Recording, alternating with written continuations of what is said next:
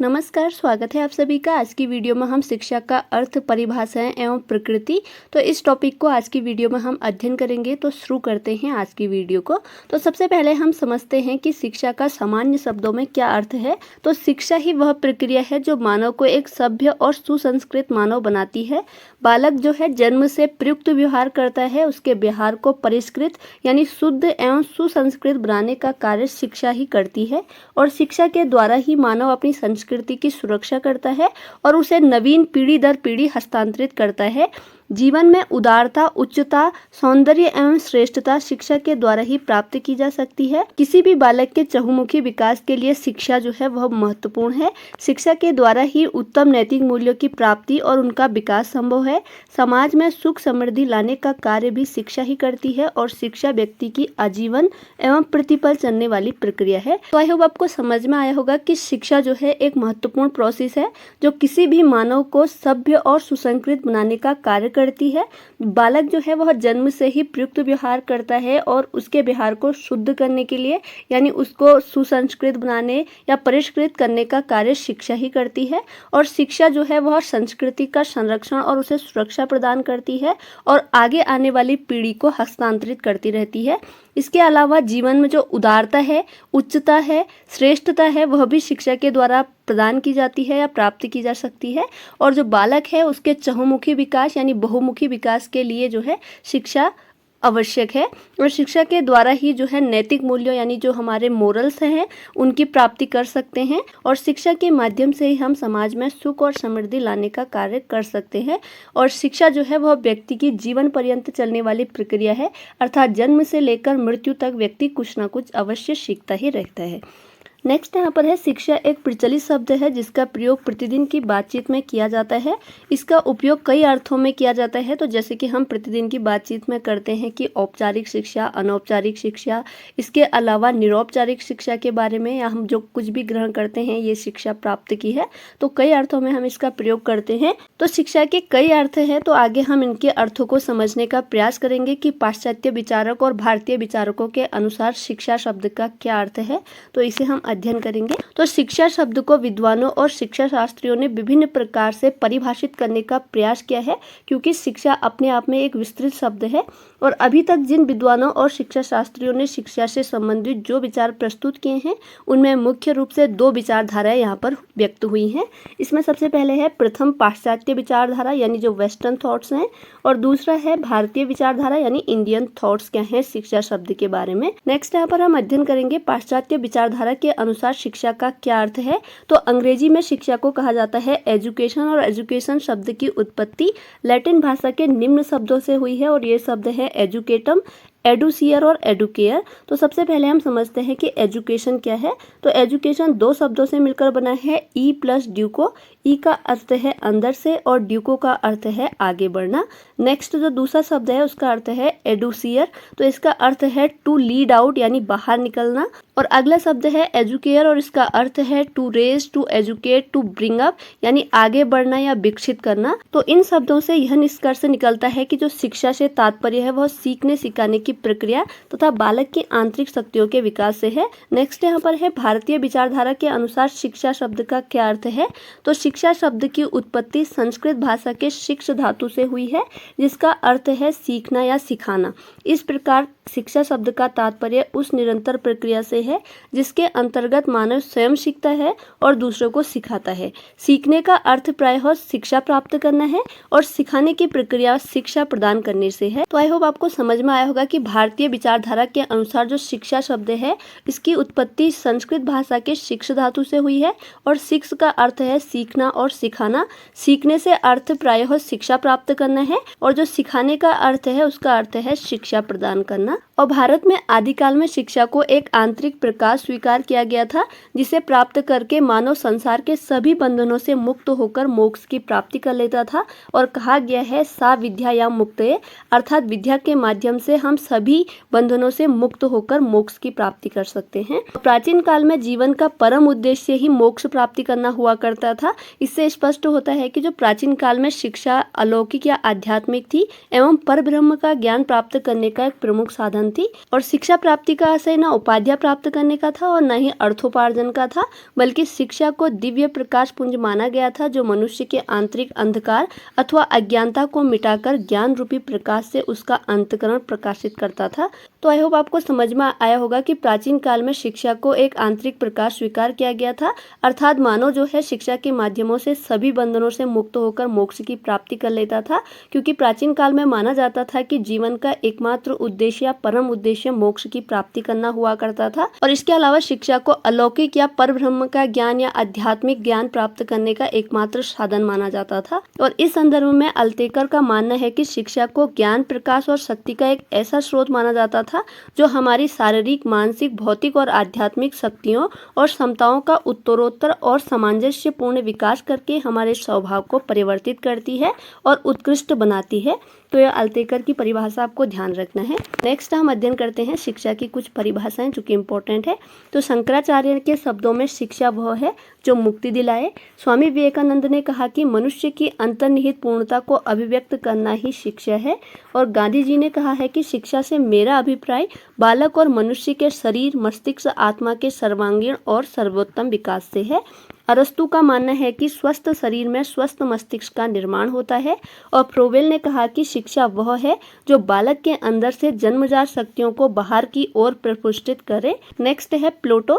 तो प्लेटो ने कहा कि शिक्षा का कार्य मनुष्य के शरीर और आत्मा को वह पूर्णता प्रदान करना है जिसके कि वह योग्य है। नेक्स्ट परिभाषा है रविंद्रनाथ टैगोर के अनुसार सर्वोच्च शिक्षा वह है जो हमें केवल सूचना ही नहीं देती बल्कि हमारे जीवन और संपूर्ण सृष्टि में एक रास्ता पैदा करती है।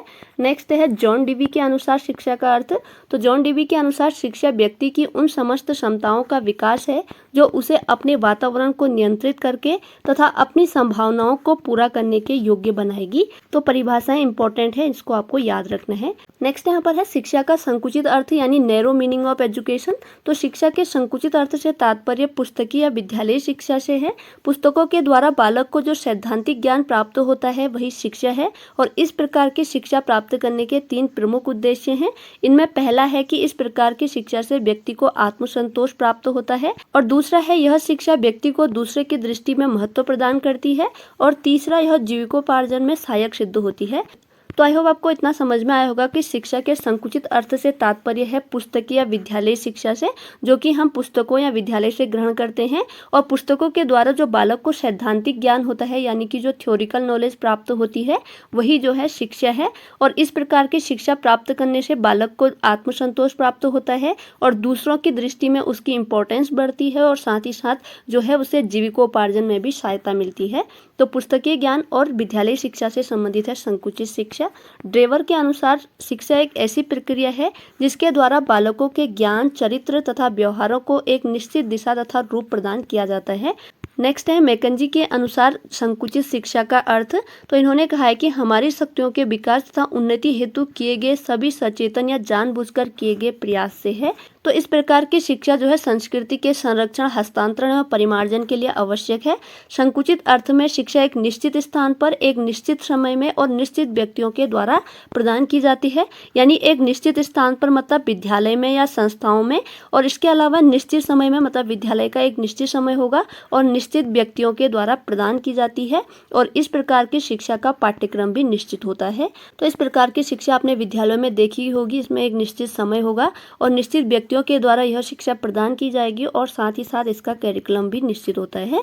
तो आई होप इतना आपको समझ में आया होगा कि शिक्षा का संकुचित अर्थ वह है जो केवल पुस्तकीय और विद्यालय शिक्षा से है। नेक्स्ट यहाँ पर है शिक्षा का व्यापक अर्थ यानी ब्रॉड मीनिंग ऑफ एजुकेशन। तो व्यापक अर्थ में शिक्षा का अर्थ यही है कि व्यक्ति जो है जन्म से लेकर मृत्यु पर्यंत तक अनेक व्यक्तियों, वस्तुओं, संस्थाओं के संपर्क में आता है और उनसे प्रभावित होकर कुछ ना कुछ सीखता रहता है। व्यक्ति जो है प्रतिक्षण नए नए अनुभव करता है और इन अनुभवों से उसके व्यवहार में परिवर्तन होता है और ये अनुभव जो है उनके जीवन में काम आते हैं और इन अनुभवों को प्राप्त करने की प्रक्रिया शिक्षा है।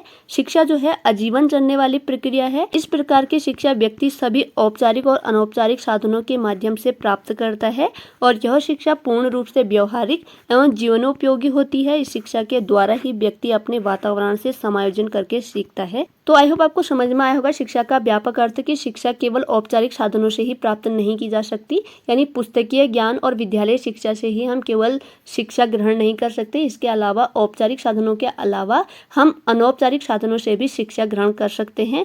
हम कहीं भी किसी भी समय किसी से भी कुछ भी सीख सकते हैं, क्योंकि शिक्षा जो है वह आजीवन चलने वाली प्रक्रिया है और व्यक्ति जो है वह जन्म से लेकर मृत्यु तक अनेक व्यक्तियों, संस्थाओं और वस्तुओं के संपर्क में आते रहता है और उनसे प्रभावित होकर कुछ ना कुछ सीखता रहता है और उससे जो है उसके अनुभव में वृद्धि होती है और अनुभव में वृद्धि ही शिक्षा कहलाती है। और इस प्रकार की शिक्षा व्यक्ति के लिए व्यवहारिक और जीवन के लिए उपयोगी होती है।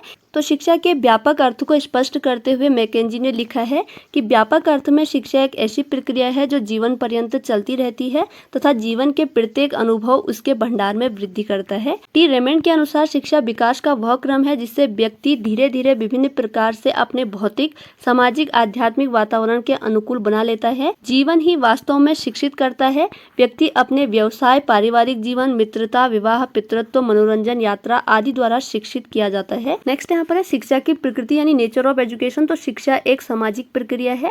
इसके मुख्य रूप से 3 अंग हैं। सबसे पहले है सीखने वाला, फिर सिखाने वाला और सीखने सिखाने की विषय सामग्री या क्रिया। यह दूसरी बात है कि सिखाने वाला सीखने वालों के सामने प्रत्यक्ष रूप से उपस्थित रहता है या पर्दे के पीछे कार्य करता है। अगला पॉइंट है व्यापक अर्थ में शिक्षा की प्रक्रिया किसी समाज में निरंतर चलती रहती है, परंतु संकुचित अर्थ में यह केवल विद्यालयों में ही चलती रहती है।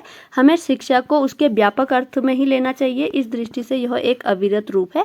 तो जैसा कि हमने अध्ययन किया कि व्यापक अर्थ में शिक्षा जो है व्यक्ति के जन्म से लेकर मृत्यु पर्यंत तक चलती रहती है। व्यक्ति जो है अनेक संस्थाओं, व्यक्तियों, वस्तुओं के संपर्क में आके उनसे कुछ ना कुछ सीखता रहता है और इससे उसके अनुभव में वृद्धि होती है। और इसके अलावा संकुचित शिक्षा में हमने अध्ययन किया कि यह केवल विद्यालयों या पुस्तकीय ज्ञान से संबंधित है।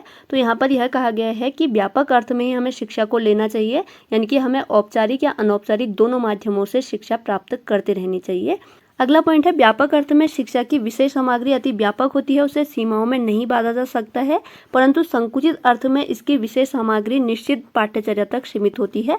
तो इससे स्पष्ट होता है कि व्यापक अर्थ में शिक्षा की विषय सामग्री जो है वह व्यापक होगी, यानी अधिक बड़ी होगी, क्योंकि व्यक्ति आजीवन कुछ ना कुछ औपचारिक या अनौपचारिक साधनों से सीखता रहता है। उसे सीमाओं में हम नहीं बांध सकते हैं। यानी व्यापक अर्थ में तो जो है वह जीवन भर चलती रहेगी शिक्षा, और संकुचित अर्थ में इसकी विषय सामग्री निश्चित पाठ्यचर्या तक सीमित होती है। तो जैसा कि हम अध्ययन करते हैं कि 6 के कैरिकुलम में क्या क्या चीजें सम्मिलित होगी, 7th में क्या होगी, 8th में क्या होगी, और व्यापक अर्थ में शिक्षा की विद्या जो होगी व्यापक होगी और संकुचित अर्थ में निश्चित होगी। अगला पॉइंट है शिक्षा का स्वरूप समाज के स्वरूप, शासन तंत्र, अर्थतंत्र और वैज्ञानिक प्रकृति पर निर्भर करता है। तो इसमें हमने अध्ययन किया कि शिक्षा एक सामाजिक प्रक्रिया है जिसके 3 अंग हैं, एक सीखने वाला, सिखाने वाला और सीखने सिखाने की सामग्री। और साथ ही साथ हमने अध्ययन किया कि शिक्षा जो है एक गतिशील प्रक्रिया है, यानी कि निरंतर चलने वाली प्रक्रिया है। शिक्षा जो है हम औपचारिक और अनौपचारिक दोनों साधनों से प्राप्त कर सकते हैं। तो यह है इंपॉर्टेंट पॉइंट। तो ये थी आज की वीडियो, जिसके अंतर्गत आज की वीडियो में हमने शिक्षा का अर्थ, परिभाषा एवं प्रकृति, तो इन टॉपिक्स को आज की वीडियो में हमने अध्ययन किया। अगर वीडियो आपकी स्टडी में हेल्पफुल हुई है तो प्लीज चैनल को लाइक, शेयर और सब्सक्राइब जरूर कीजिएगा। इसी के साथ आज की वीडियो ओवर होती है। Thanks for watching.